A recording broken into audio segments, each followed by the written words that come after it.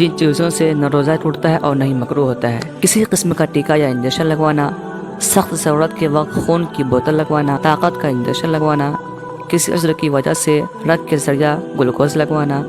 اسے آکسیجن دینا جو خالص ہو اور اس میں ادویات کے اجزاء شامل نہ ہو، بوقت ضرورت کوئی چیز چکھ کر تھوک دینا، ناک کی ریزش کا حلق میں چلا جانا، کلی کرنے کے بعد تری کا نکل لینا، دانت اس طرح نکلوانا کہ خون حلق میں نہ جانے پائے، دانتوں سے نکلنے والا خون نگل لینا بشرطے کہ وہ لعاب دہن سے کم ہو اور منہ میں خون کا ذائقہ معلوم نہ ہو، مرگی کا دورہ پڑنا،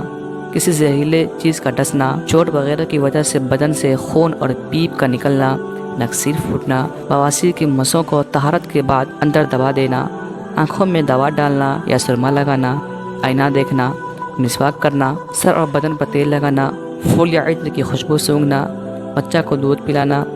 رومال بھگو کر سر پر ڈالنا اور کثرت سے نہانا، پان کی سرخی اور دوا کا ذائقہ منہ سے ختم نہ ہونا، حلق میں بلا اختیار دھواں اور غبار مکھی وغیرہ کا چلا جانا، بھول کر کھانا پینا، بیوی سے صحبت کرنا، اگر جماع کا خطرہ نہ ہو تو بیوی سے بوس و کنار کرنا،